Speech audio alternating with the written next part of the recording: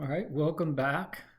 This is going to be a pretty in-depth video dealing with things that people probably typically associate with astrology. We're going to talk about what the planets mean uh, in a birth chart or just in the astrological system in general. And so you can start here, but I would really recommend going back and watching my first video, the spiritual basis of astrology, and then the short postscript follow up, how constellations became zodiac signs.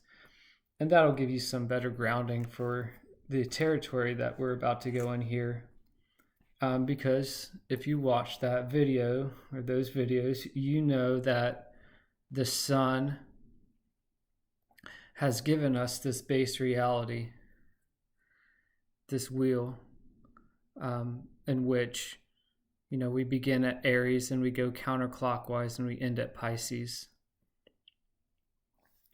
So yeah, the more I am thinking about it, please do go watch those first two videos so that you understand why this is a solar calendar that we're looking at.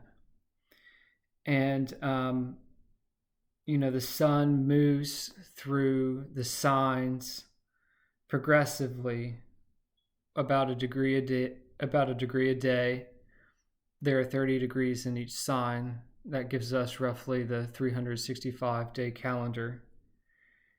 And we learned from the earlier videos too that because the sun does this reliably every year, moving 1 degree a day, 30 degrees per sign, starting at Aries in about March 21st and ending at Pisces about March 20th the following year, that as the sun was apparently moving through the backdrop of these star groups or constellations from the perspective of the Earth, this is the movie screen, or the sky, the sun and other planets are moving through according to our position on Earth, that these star groups, these constellations, which got formalized into zodiac signs, lasting about a month each as the sun moved through them, they were telling a story, or chapters in a story, right? And that the total story was about the individual's development in a community, his local family, his town, the human family, right? The entire human family. And so that's what the solar calendar, the more, we'll say, esoteric or morally prescriptive aspect of this solar calendar was about. It wasn't just about understanding the ebb and flow of how agriculture works, although there is that dimension, and you can even see that in some of the chapter themes that we'll go into in this story. When this was developed in ancient Babylonia, people lived to about 36 years old. And you can even divide up the 30 degrees per sign into decans or decans, like decade, 10, right? There's 3 groups of 10 per sign. If you add all of those up, 3 times 12 is 36. And so each of these signs really represents, you could say, about, roughly 3 years of human development, of the individual's psychological and even physiological development within the human family or the local family. And this gets told in symbols and stories, and that's why the constellations have been condensed into zodiac signs. And you can see in this outer band an understanding of how this solar calendar is really a calendar of describing the 36-year journey of birth to death of an individual. You have, the first 3 to 6 to 9, the first 9 years of life. It's an awareness of self.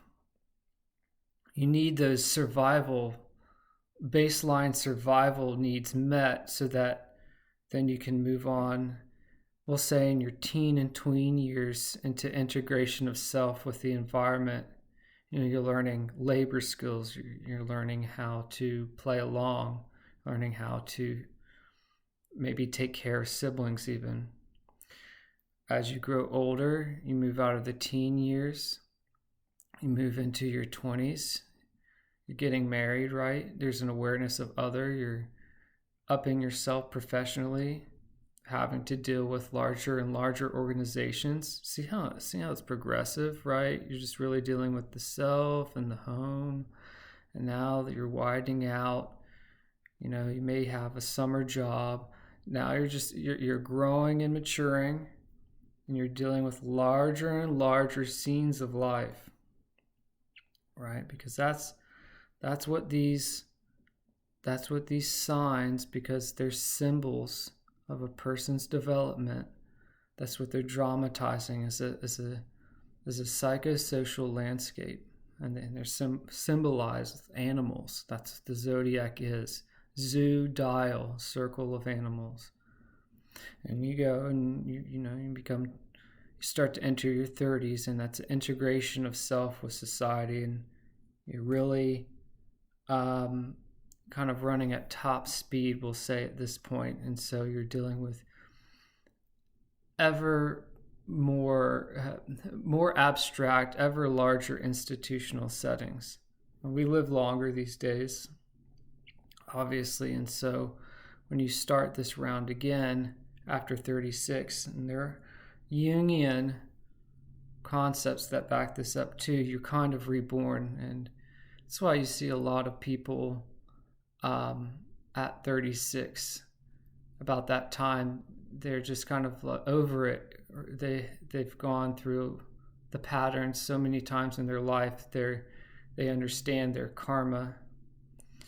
And in fact, and we'll talk about the nodes in another video, the nodes too take 36 years to travel around the zodiac. The nodes are points of the moon. We talked about the ecliptic in the older videos. It's where the moon intersects with the ecliptic, because if the earth is revolving around the sun, and that causes, which is the ecliptic, and that causes the sun and other planets to appear to move against this backdrop. The moon is also going around the earth. It's the earth's satellite, and it will intersect with the ecliptic as the earth is rotating around the sun. And the points that it intersects with the ecliptic are known as the north node and the south node. The north node points away to liberation, and the south node points to old stagnant karmic patterns.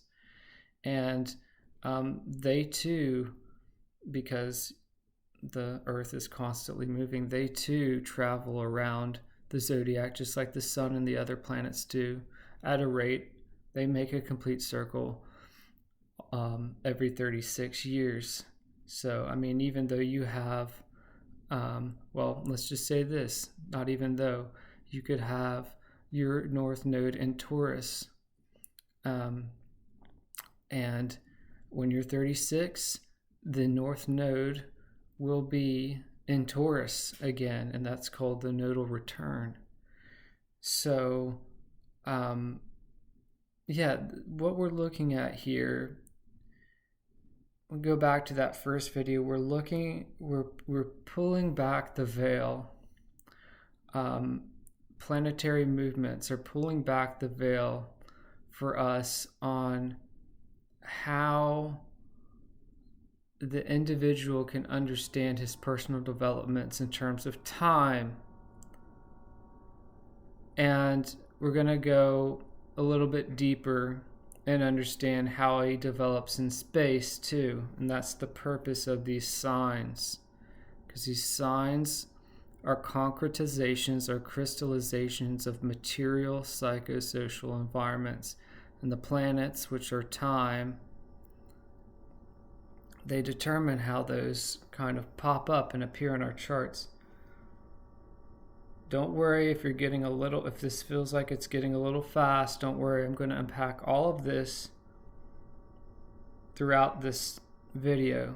I just wanted to give you a sneak preview, an outline, a summary of what we're going to do here.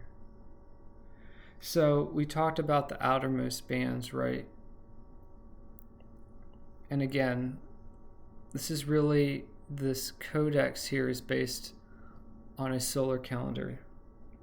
That's how we understand it. The sun is the center of our universe. It gives us life. So that's what we have to work with. And if you want, the part 1 in my Patchwork Manifesto, it really talks in a written text form about what I'm going to talk about here in the video. So I'll post the link to that manifesto again. Go read it. It's not even an astrological jargon. Go read it, and that'll be another great resource for you to understand what I'm talking about here. So, how do we get from this to understanding the birth chart, which is a very individual arrangement of this eternal clock that's ticking behind us all the time? Well, this is why I love this drawing, because it talks about how the houses derive from the signs. And you can even see over here this little abbreviation, ASC, for ascendant or rising sign. A birth chart always starts at this 9 o'clock position and moves counterclockwise, just like this progressive story, telling us how the individual's consciousness is set up progressively. And the ascendant or rising sign is called a rising sign or an ascendant because it signifies the constellation that's rising on the horizon at the moment of the child's first breath. Now again, we're just looking at a solar calendar, which starts March 21st every year. So its ascendant is always March 21st at 0 degrees Aries. I'm not going to talk about the precession of the equinoxes. If you want to understand my answer to that question, it really doesn't matter. That's my very flippant, short response to that question of precession of the equinoxes. Don't worry about it, okay? We can talk about that another time. Anyways, the solar calendar starts at March 21st every year, 0 degrees Aries. And so wherever your rising sign lands, say it's 12 degrees Aquarius or whatever, it's going to have the same energy as this basic clock. And what I mean by that is the ascendant, which begins the first house, is going to have the energy of Aries. And now we understand how houses carry forward, we'll say, almost like a sub-effect, the inherent energy of the solar calendar chart of Aries. Because Aries is the birth of the new year. So our first house deals with ourself. It's the projection of our energy into the environment. It's how we take initiative. It's our drive. It's our ambition. So you see how this clock that's ticking in the background all the time helps us organize the infinite variations of individuals that we can be by creating this thing called houses that are like nice tags, as enduring reminders of the solar calendar that really ordains our consciousness that's always ticking in the background. Okay, so it always starts at the 9 o'clock position, the sign rising, the constellation rising on the horizon at the time of the child's first breath, and it goes counterclockwise up to the MC. That's Latin for medium Celli, right? And that'll be the constellation that would be straight up in the sky. Even if you're born in the day, there's constellations up there. That would be the constellation straight up in the sky at the time of your first breath. That represents the culmination point. Medium Celli means mid-heaven. And so whatever sign is on, and whatever degree too, whatever degree and sign that your midheaven lands on, that represents like your highest calling card. So if you have your midheaven, let's say, in the sign of Scorpio, we'll talk about Scorpio here in a second, that means you are destined to have a calling card and be seen publicly and professionally as someone who's very transformative. Scorpio is a very transformative sign. But we know that in terms of the solar calendar, what the midheaven energy represents is 0 degrees Capricorn. That's not the vernal equinox in spring at March 21st. That's the winter solstice every year, December 21st. And so we go into Capricorn season when the sun moves through there. And so your 10th house, wherever it lands, if it's in Scorpio or Libra or Cancer, whatever, it contains that essence of that part of the season. That Capricorn, that Saturnian, Saturn rules Capricorn, that enduring, knuckled down quality of reaching the pinnacle of your professional capabilities. And again, because it's a crystallization in material terms of a psychosocial developmental narrative, Capricorn and the 10th house and the ruling planet of Capricorn, Saturn, deals with environments. That'll be, your 26th to 28th year. Every year, Saturn returns to your birthplace where your Saturn is, every 26 to 28 years, right, too. So that's very interesting because he's the ruling planet of Capricorn. We're talking about environments in which the individual has to strap up and in some ways make their personal narrative congruent with the laws and the orders, the Capricornian norms of their society, okay? That's very interesting. This trinity that I just kind of hinted at, where we have, the sign, the house, and the ruling planet. That's how you understand how someone might have, say, a Capricorn signature in their chart, because they might have no planets in Capricorn, but they might have a very prominent 10th house. For example, they might have the ruling planet of Capricorn in the 10th house. Saturn loves to be in the 10th house because it's associated with that trinity. Now, he might not be, let's say you have the 10th house in, Cancer. He's not really happy in the sign of Cancer, but he's happy in the 10th house, right? And so you start to see the nuances that work themselves into the birth chart. And again, I'm going to unpack this slowly, so don't get nervous if this is seeming like too much.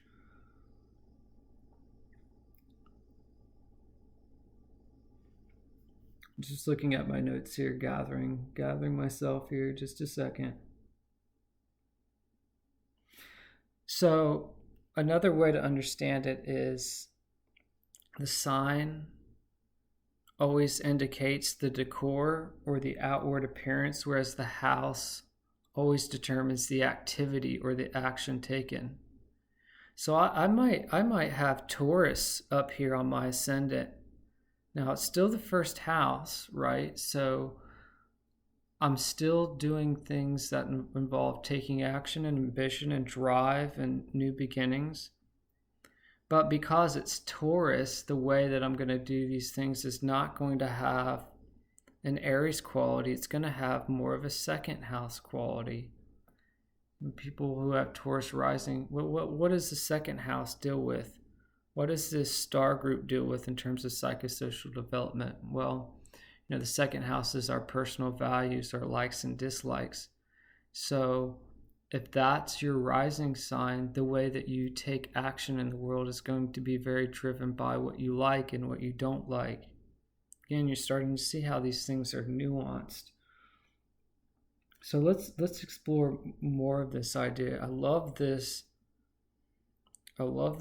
diagram here because you see other ways in which the chart in astrology is a harmonious system.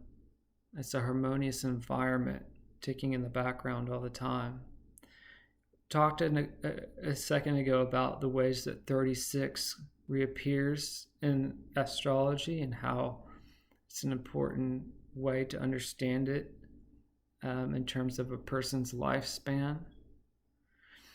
Now,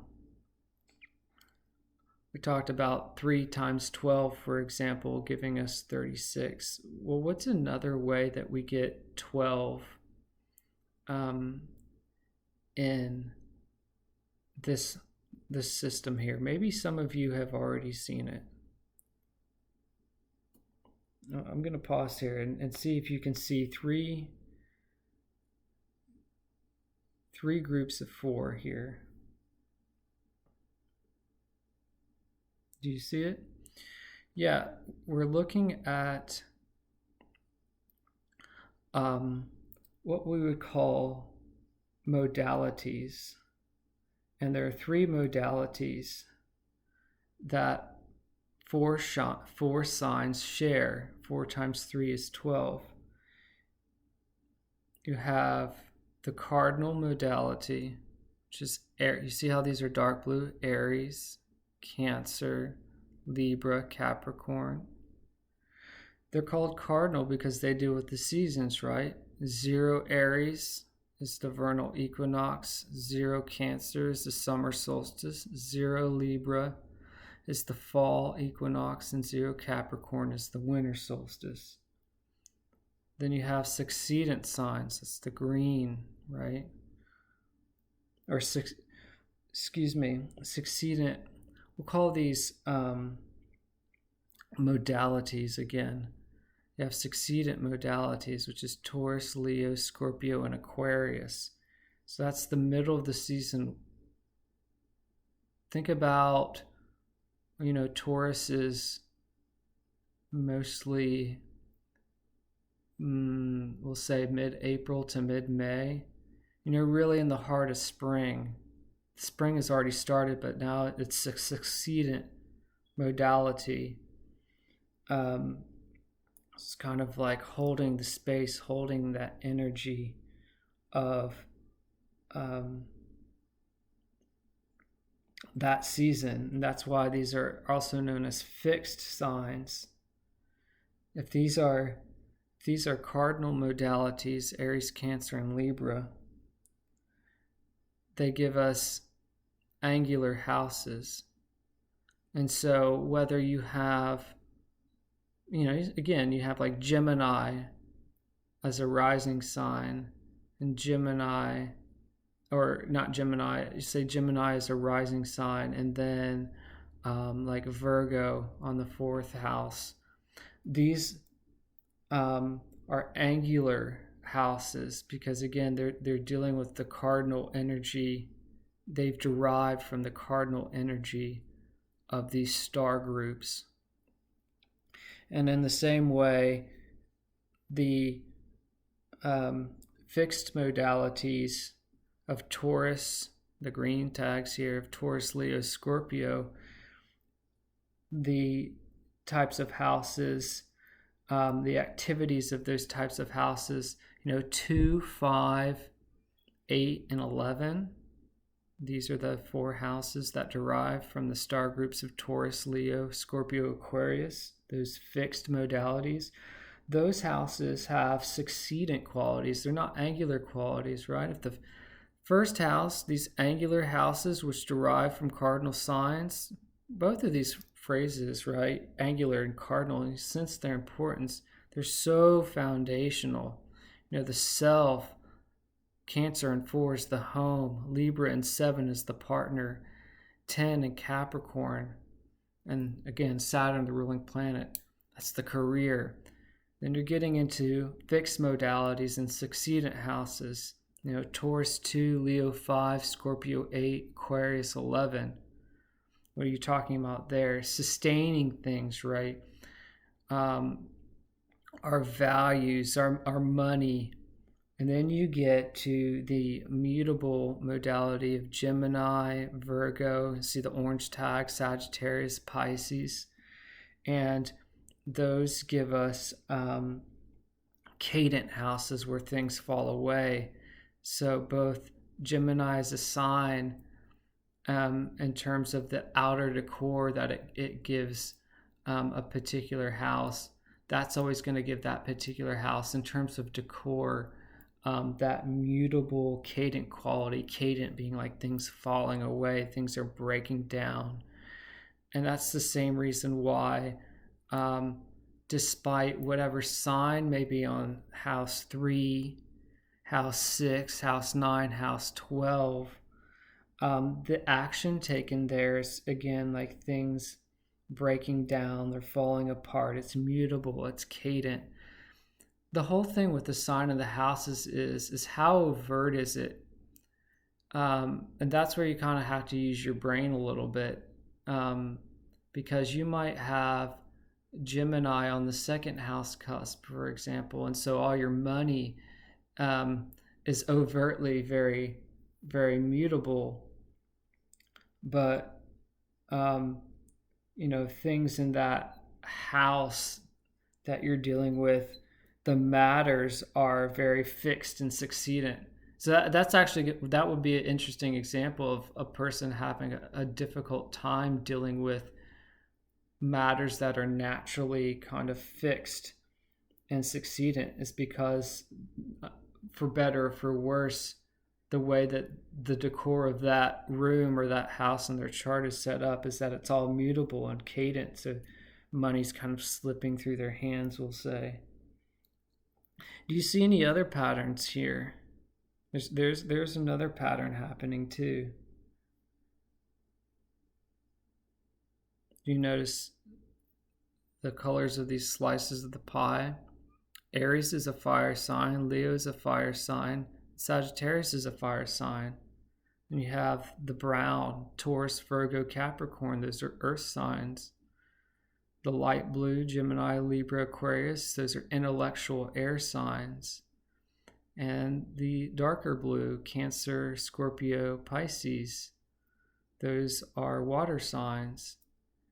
And so I think that's a nice, beautiful little tie-in for understanding how houses and signs might work, because you can have water, you can say it like this: water signs and water houses.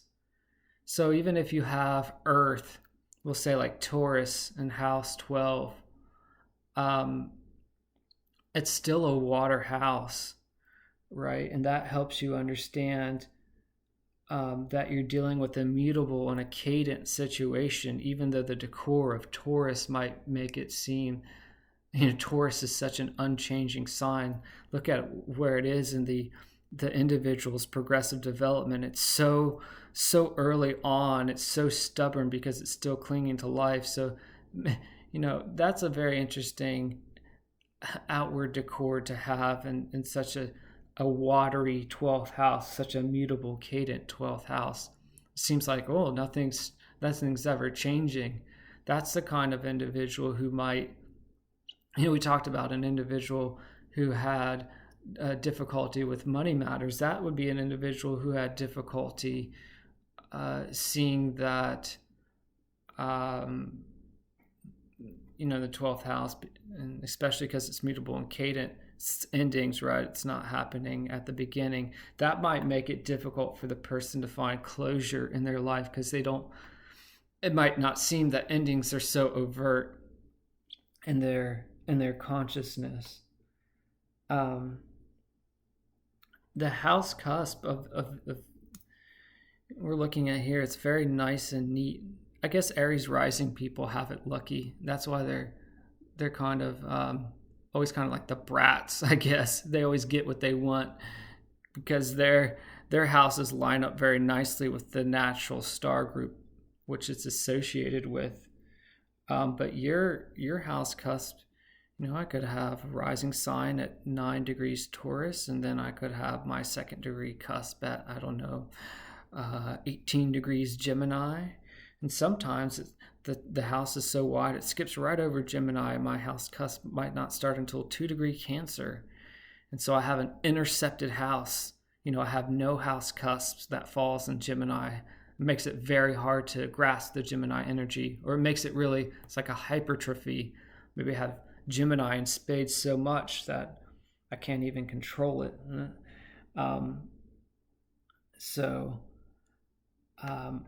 Let's, again, we're taking this one step at a time, guys. So I'm going to walk you through in another way what this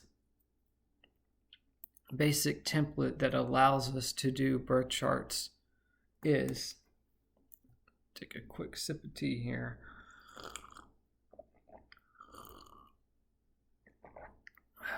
Okay. Well,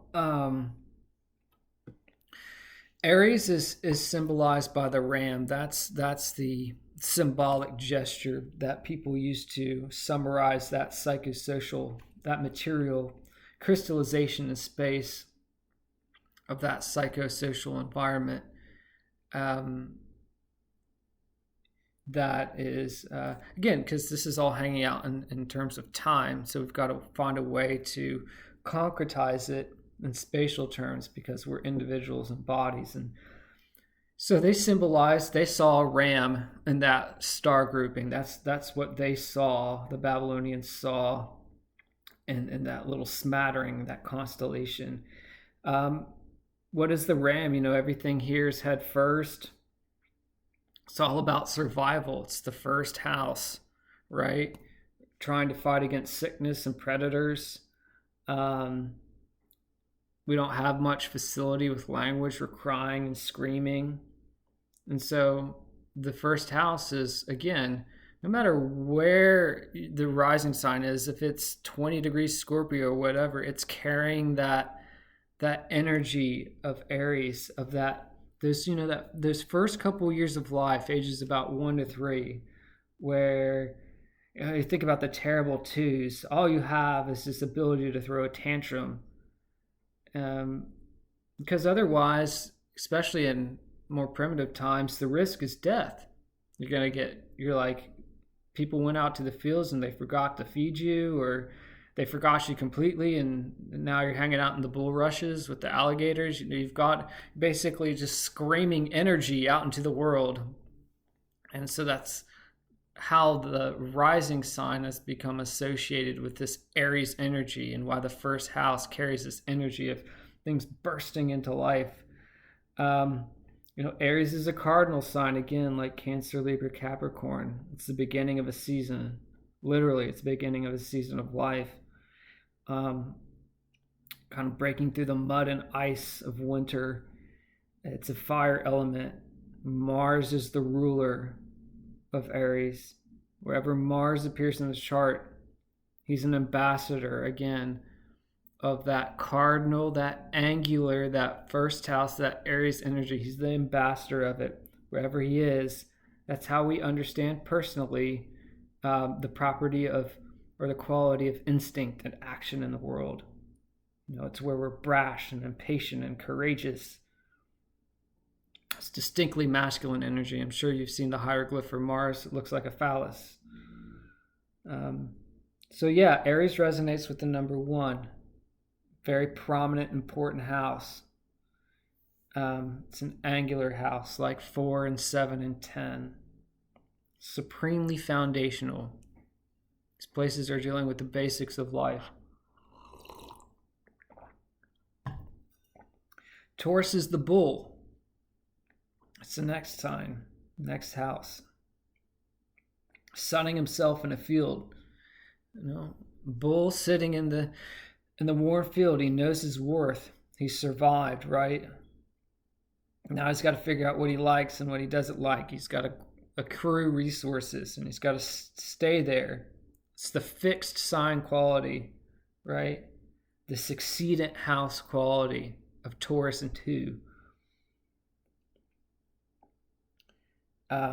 These are preschool years, right? This is the kid developing, I like chocolate. No, I like vanilla.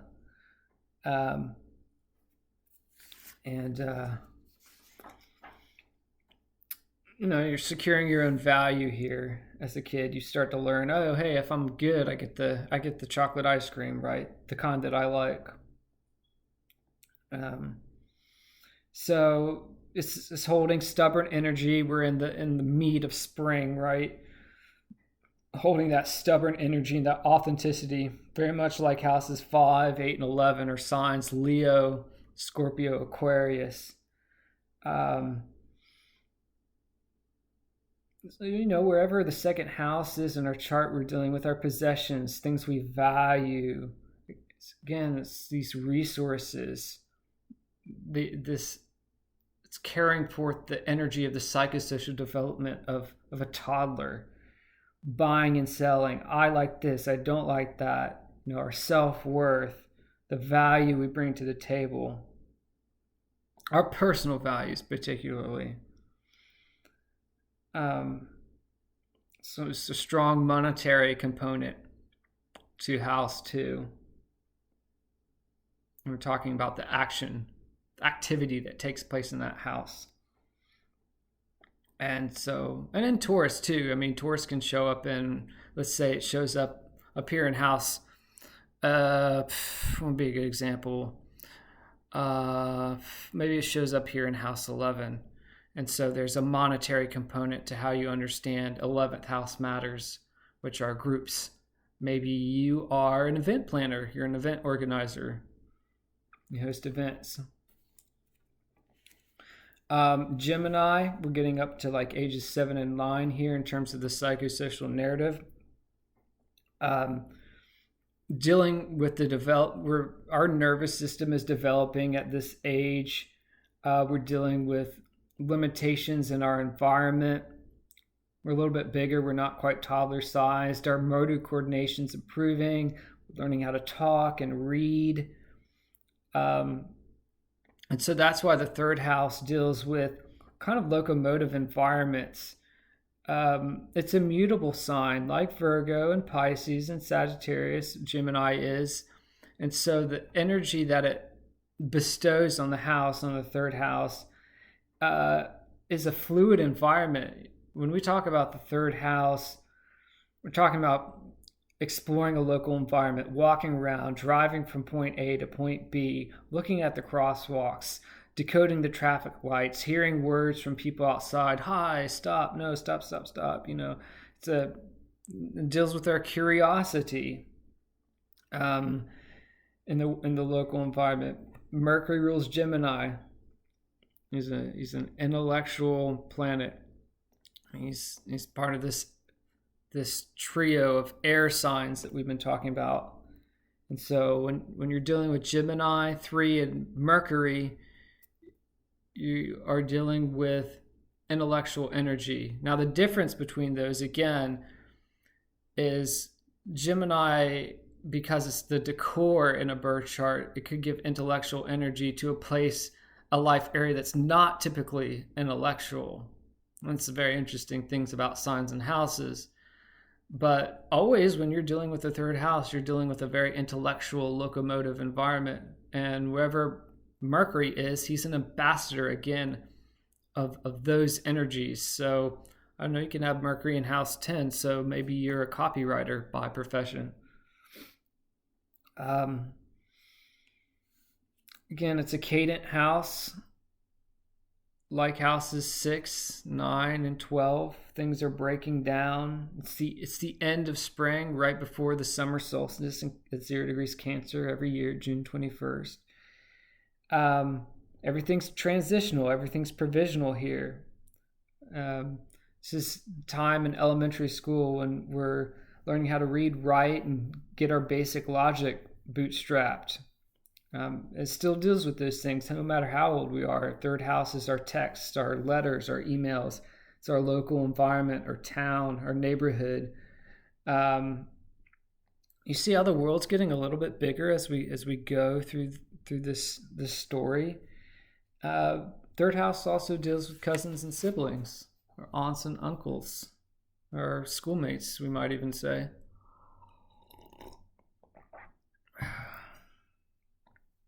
Cancer, You're old enough to maybe supervise a younger sibling.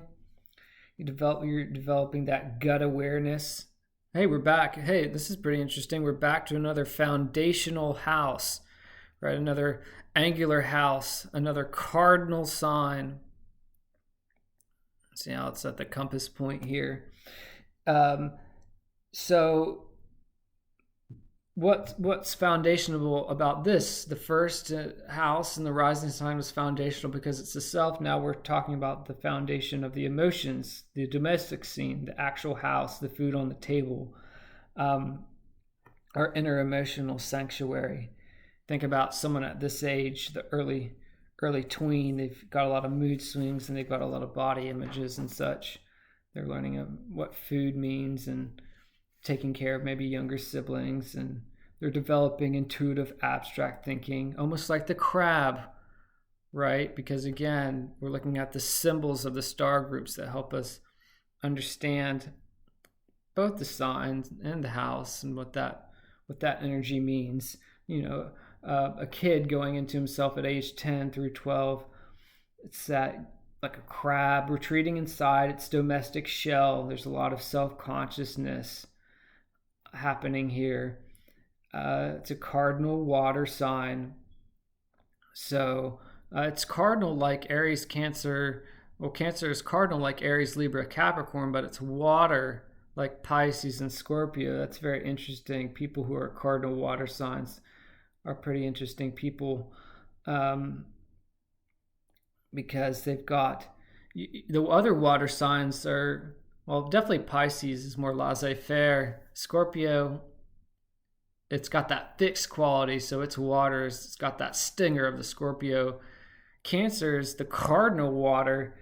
And so having that cardinal energy, it's very nice to have it symbolized by the crab. He's peering from inside a shell, or he's just standing defensively with his claws, tactically aimed in opposing directions. He's ready to defend the castle. It's that cardinal quality, similar to the cardinal striking energy of Aries, but it's different, right? It's different.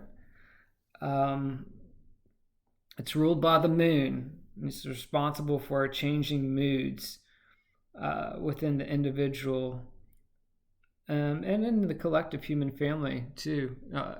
Every day I look at the moon on my Twitter just to know where the collective mood is that day. Oh, the moon's in Aries. Okay, everybody's going to have road rage today.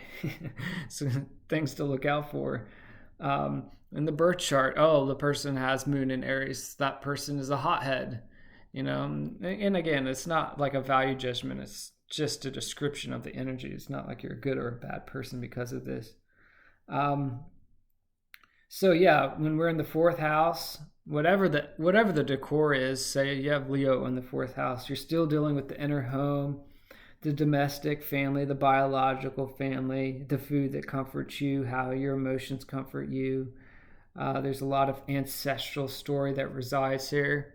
All water houses, I suppose, and all water signs have an ancestral quality to them. That's the nature of water. It deals with the past.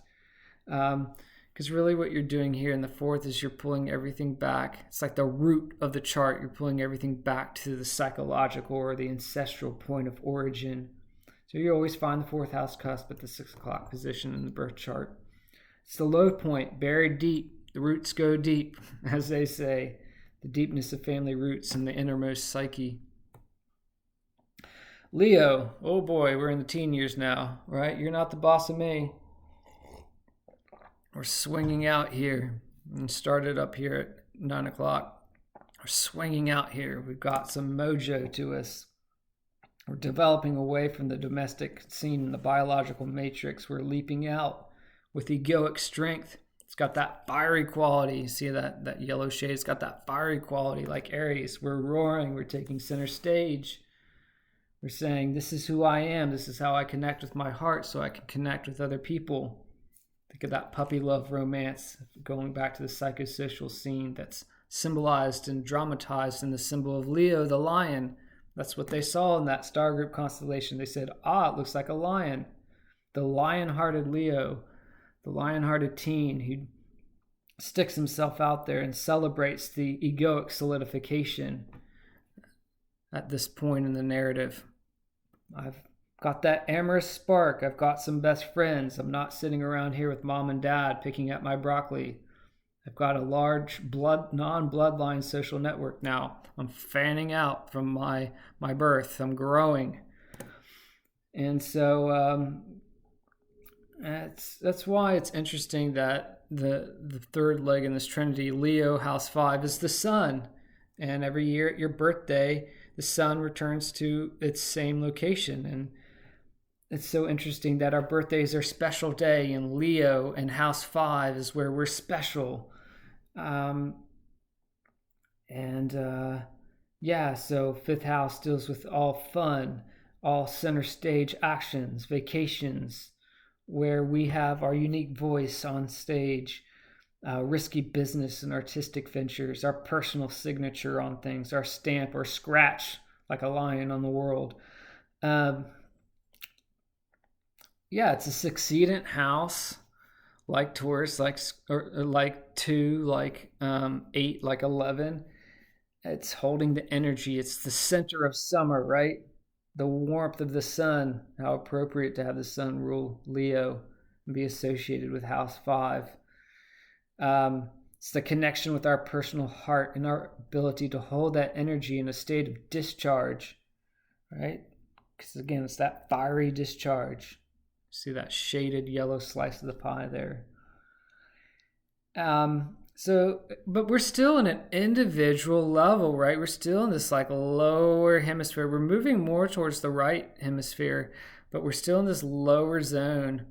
And so still, the fifth house is where life starts at the level of individual intent and the effects which ripple out to the collective. Because now you're starting to understand, this is a good point, how every house and every sign is not really like, 12 signs, 12 houses. It's more like 6 groupings of signs and 6 groupings of houses, because we're dealing with the circle and everything's balanced. Opposite Leo 5 is Aquarius 11. So you see how the fifth house is where life always starts at the level of individual intent and the effects which ripple out to a collective. And that's what the 11th is, and that's what Aquarius is. It's the collective network. You see how these things are in communication with each other and how they balance each other to create a whole, a circle.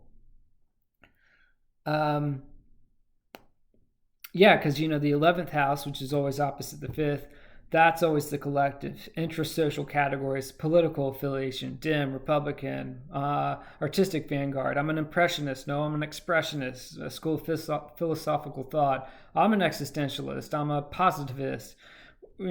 Everything that eventually brings us into a group. And so the individual is understood as being part of a group at this point, rather than that roaring Leo energy is completely apart from any group. Because how could you group someone so unique at that point? And that's how the energy of Leo operates. Virgo. And you guys should really subscribe to my newsletter, because I do, or read that Patchwork Manifesto for that matter, because I really go into the details of how these signs and the symbols of them are set up to construct a stable society, and understanding how astrology is a moral, ethical, prescriptive paradigm. Ages 16 to 18, Virgo, the virgin. I talk about kind of the sexual mores associated with that star group and that psychosocial development. But at any rate, house 6, 16, 18, you're usually getting like your first real kind of like summer job with some responsibility where you have to do something. And if you don't do it in the correct manner, things go foobar at your job. So at this point, Virgo is teaching us, Virgo is the wheat-field virgin, separating wheat from chaff. So we're dealing with, and house 6, meticulous, repetitive tasks, things that we have to do in order to keep our world in a state of efficiency and order. It's a mutable earth sign. That's very interesting too. Of all the earth signs, I can understand like Taurus is fixed. I've got my like feet buried in the ground. You're not going to make me budge. These are my second house values. And Capricorn, I'm going to keep climbing up the mountain for that 10th house honor that's so visible. But Virgo's mutable. It's a mutable earth sign.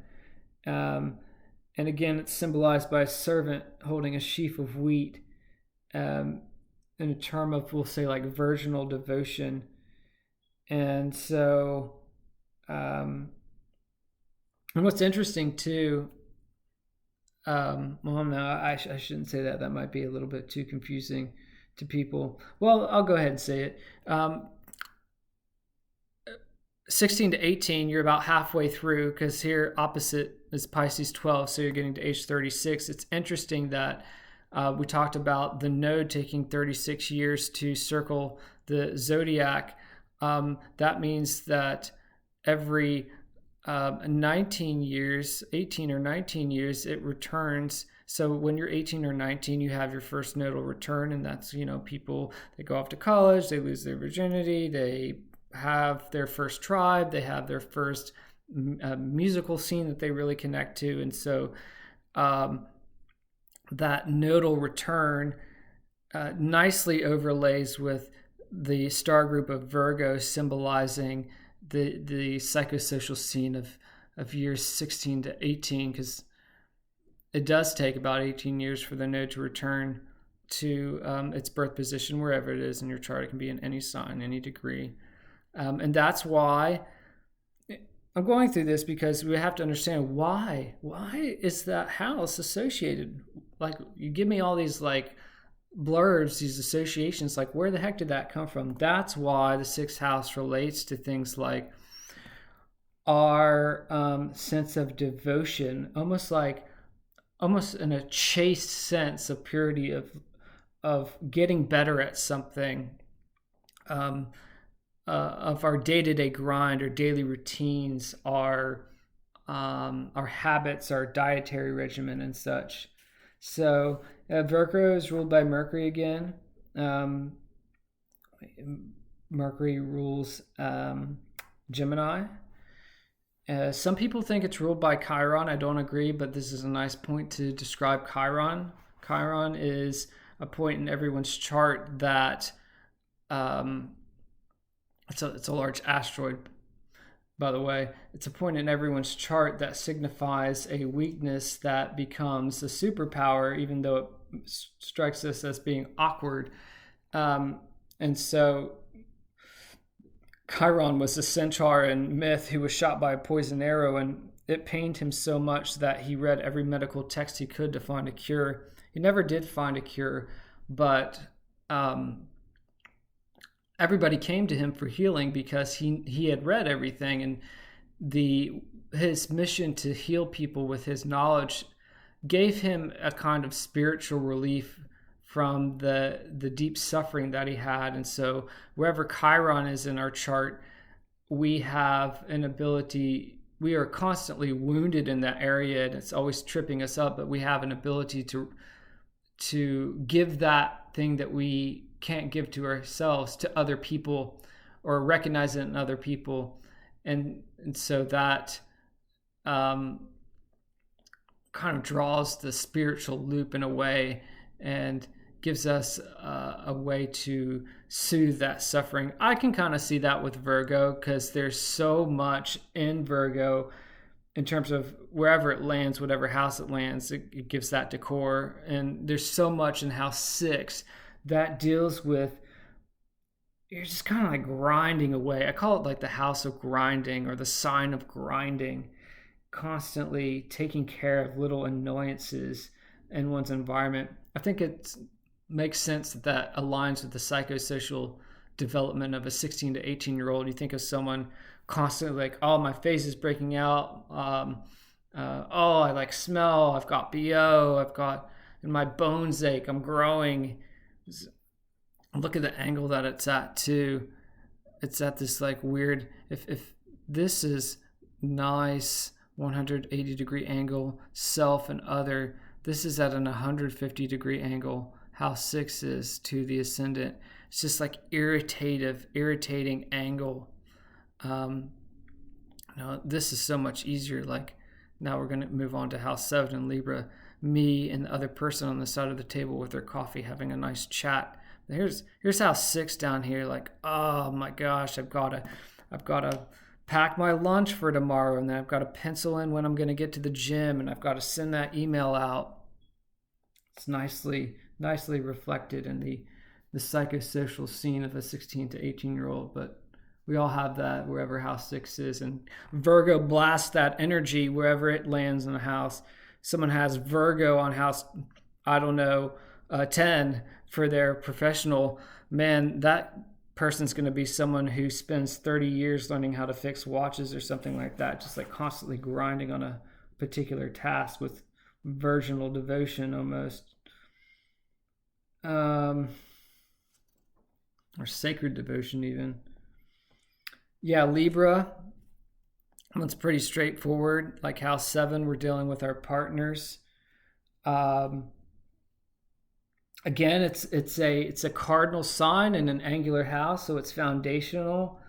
Not just our spouse, but our mentors and our people in our tight circle. Maybe even our boss. Could be our parents if we're particularly close to them. But yeah, it's another cardinal sign. It's dealing with the other, fairness, negotiation. You can see that kind of nicely laid out in the angle that it's at, kind of 180 degrees to the house of 1, the house of self, that Aries zone, we'll say. That's Venus is the third leg in that trinity. So wherever Venus shows up, she's the ambassador of that other energy.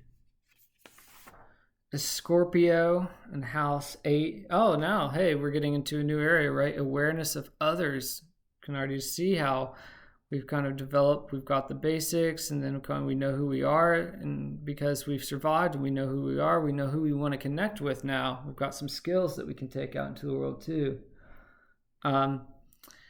Scorpio and House 8. And I want to be cognizant of the time of this video too.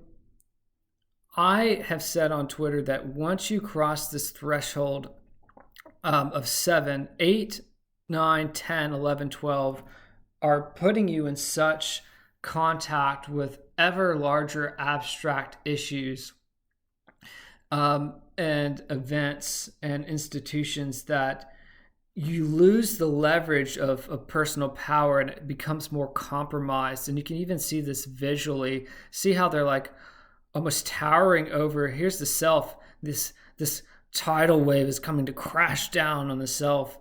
And so I can't really, I do want to be cognizant and aware of the time that we're spending on this video. Please go sign up for my newsletter and download the Patchwork Manifesto and read part 1 to really understand the depth and of the associations of these houses, as I described, that have been derived from the star groups, which are crystallized again in terms of animal symbols to describe one's psychosocial development. That's where the meanings of these houses, and they're so abstract, they're so large, I can't give them justice in this video because, again, I don't want to go on too long.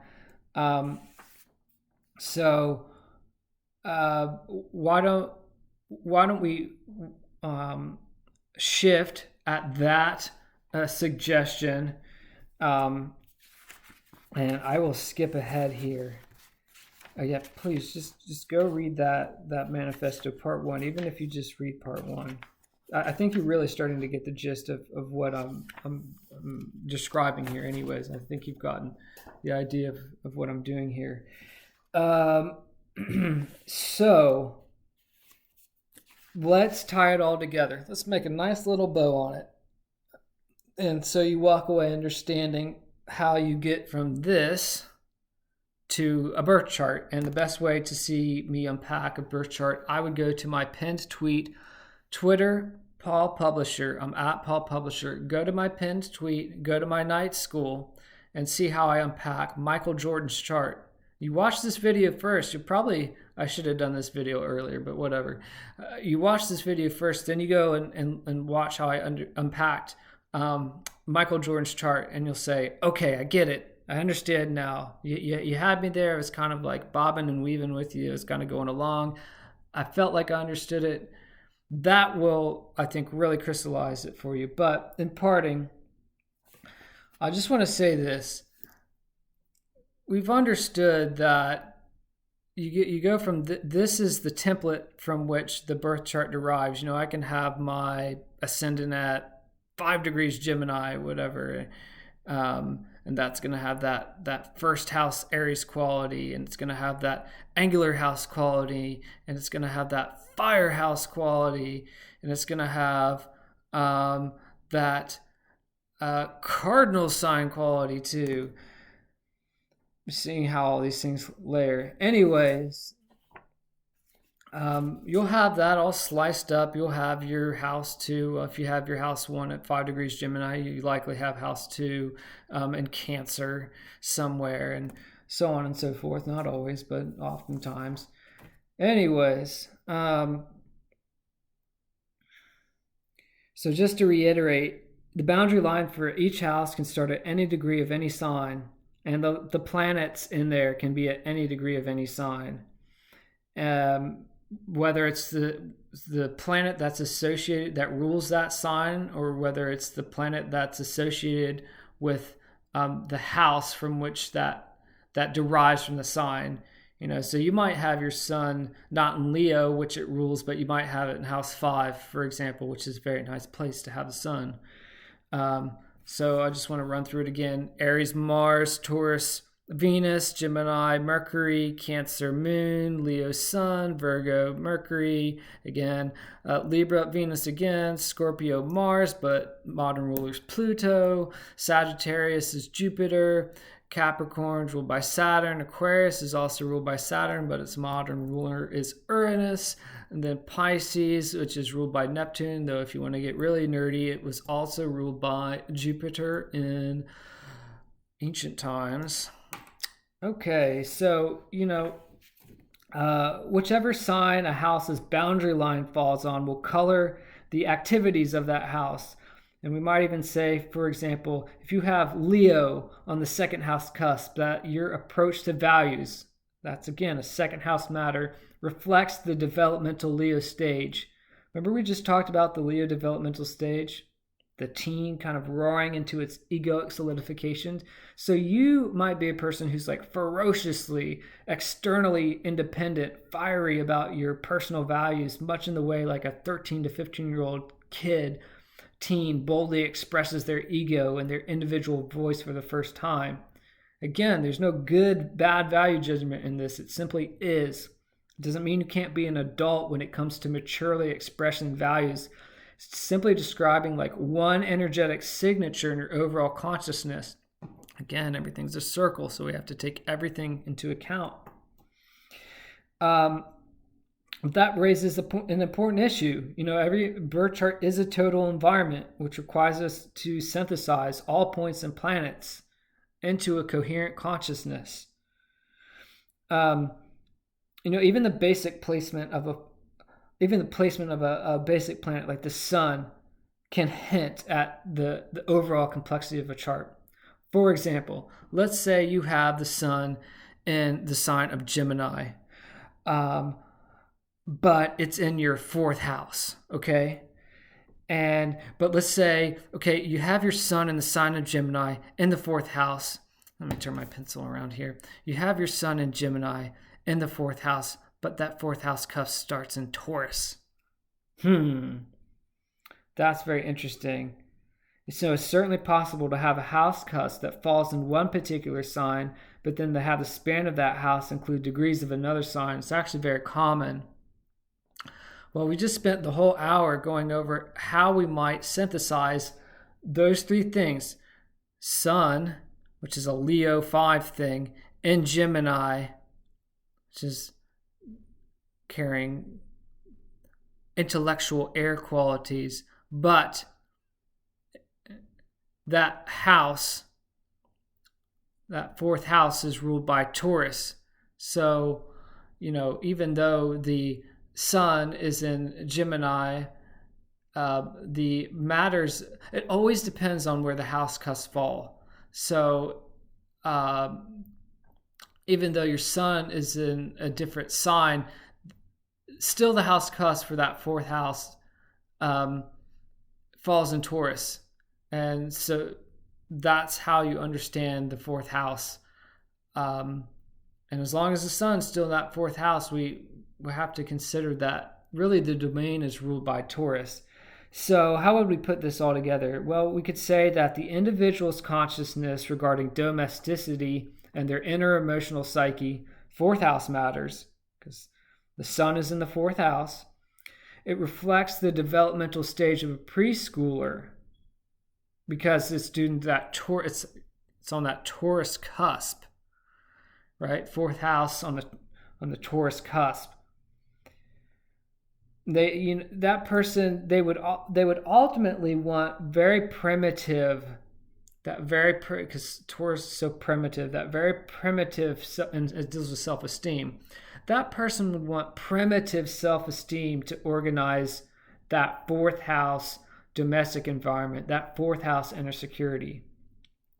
Now, the fact that they have a planet here, the sun is here, and the sun, which deals again with Leo 5 matters, it's an individual's vital egoic nature. We've just been talking about the teen's vital egoic nature. And that means that their unique sense of identity appears when they can externally express this primitive minimalism, even in a way that kind of evinces a sunny personal touch. And since it's a Gemini sun too, there will most likely be kind of a witty intellectual mask that's attentive to small details. So there's almost like a personal stylization that reflects the primitive, minimalist, decluttered emotional psyche. So this is what you would see in someone who had Sun and Gemini in the fourth house, but the fourth house cusp ruled by Taurus. Right, this is kind of like a Marie Kondo type individual, like a person whose vital egoic energy takes that cerebral Gemini approach to styling those fourth house home spaces as a way to get a primitive Taurian grip on her inner emotional landscape. And spread like a good Gemini sun a message. And her message is, again, well, the fourth house is security, and Taurus on the fourth house cusp is minimalism. So, what Marie Kondo is all about is feel secure via minimalism. And again, because Taurus is on the cusp of the fourth house, Taurus motto and the second house motto is best and only the best. I mean, you're such an early part of the individual's development, and we're in such crude mottos at this point. So you can see how the Taurus motto, best and only the best, gets expressively stylized in the home or in the emotional sanctuary, ensuring that only the best self-esteem programs are running in the innermost psyche.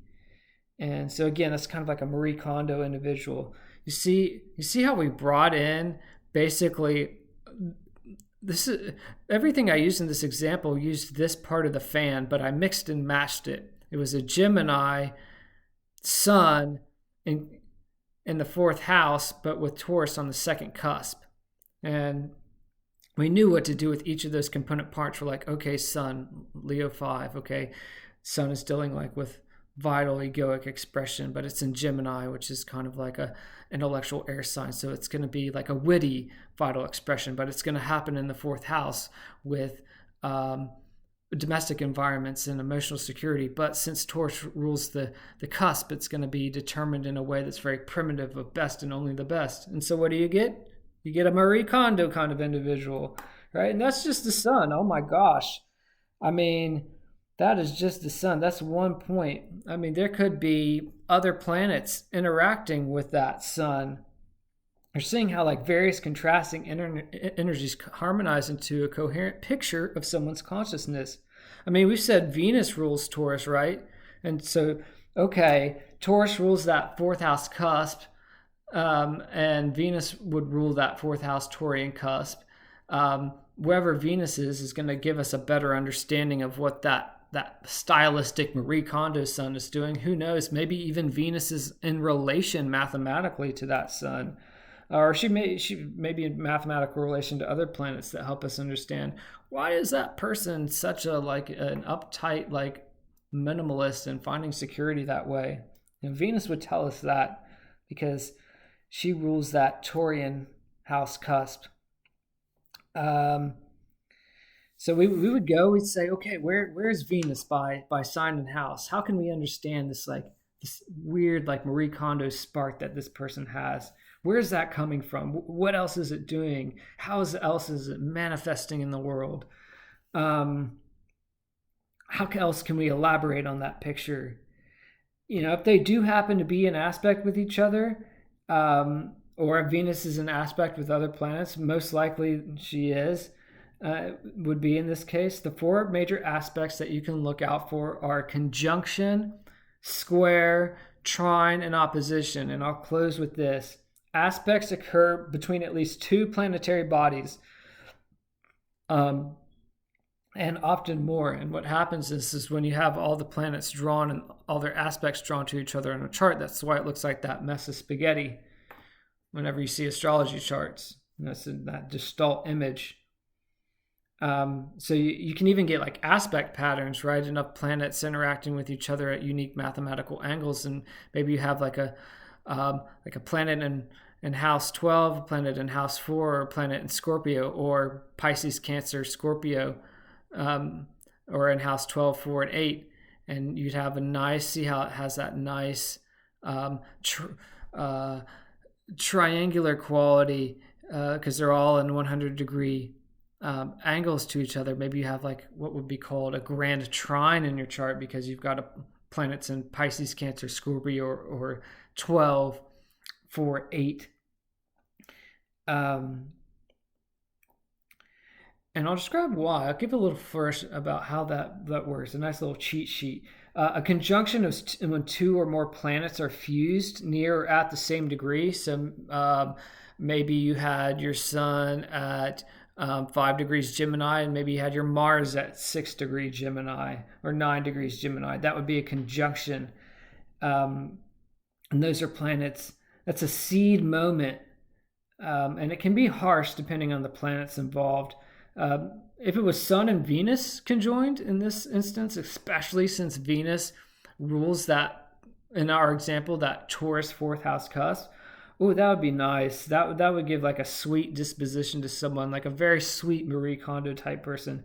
But if it was like Saturn and Pluto conjoined, boy, those are some heavy hitters. Because Saturn and Pluto, again, remember we're getting up here into these larger signs of this tidal wave crashing down on the individual. Those are heavy things. Those are heavy planets to be fused together. 2020, Saturn and Pluto were fused together. That was a heavy year. The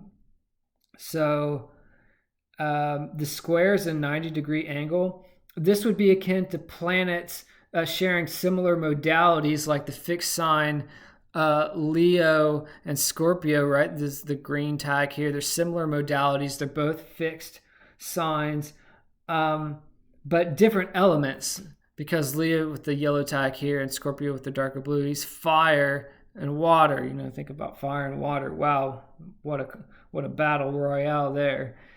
So this tension of the 90-degree angle, you see how this is just a lovely, lovely little like template to see how everything just derives from this template. Everything derives from this. If you understand this, you understand astrology. A square is at a 90-degree angle, so this tension creates a block, but it's an opportunity for building and creation. 120-degree trine, that's a much softer aspect, more free-flowing energy.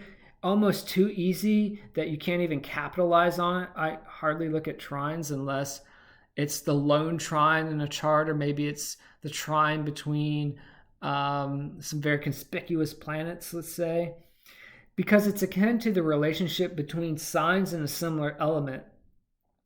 For example, if you had the Sun and Venus in a 120-degree aspect to each other, that is reminiscent of say Gemini being in relation to Libra. These are in 120-degree relations, or Gemini in relation to Aquarius, or Aquarius in relation to Libra. These are all in 120-degree aspect to each other. They're all in a natural trine relationship to each other. Just like, say, you might have Venus at 8 degrees Taurus and Saturn at 9 degrees Virgo. All right, that would be a trine. Another trine example, and you see how it's because they're in similar. They're in different modalities. I mean, Taurus is fixed and Virgo is mutable, but they've got that similar Earth element. Makes them easy to work together. The opposition is a 180-degree aspect, similar to the natural opposition here between descendant and ascendant, self and other, Aries and Libra, 1 and 7. So you could have, say, the Sun at 8 degrees Cancer and Pluto at 9 degrees or 10 degrees Capricorn. That would be a 180-degree opposition, and that's a more of an awareness-based aspect than a forceful engagement of a square. It's akin to two signs that are similar modality, right? Cancer is a cardinal, that's the summer solstice. Capricorn is cardinal because that's the winter solstice. They're similar modality, but they're opposite yet complementary elements. The water goes nicely into the earth. The fire benefits nicely from the breath of air here, if we're talking about the cardinal energy of Aries and Libra. Unlike that square, right, with Leo and Scorpio, fixed, intense, fire and water. So, you run through the aspects, you look at the different perspectives of the chart, you begin to see themes developing. Chart is very fractal, really. All the like the Rubik's Cube logic that I've gone through in this hour-long video basically shows you that there's just a lot of triangulation happening when you do astrology. It's very practical fractalism. Yeah, it's very practical. You tease out the what and the why and the how. It's not easy. You have to use both sides of your brain, but really it takes practice. And I guarantee you, if you listen to this or watch this video and then go, and if you want to buff up on some of the basics, go and read part 1 of my Patchwork Manifesto. Or you can even skip that. Go to my pin thread, look at how I unpacked Michael George's chart, and you'll say, now it gels. Now I get it. You've shown me the basics, you've shown me the ropes, you've run me through how all these things interlock into a harmonious whole. This is the clock, again, that we talked about in video 1. Go read that thread, go look at Michael Jordan's chart that I unpacked, and you'll say, I get it. It makes sense. It seems so complex, but really it's an elegant system. Everything interlocks. It's all harmonious. All right. That was a good one, guys. I hope you enjoy. And we'll talk again soon. Thanks.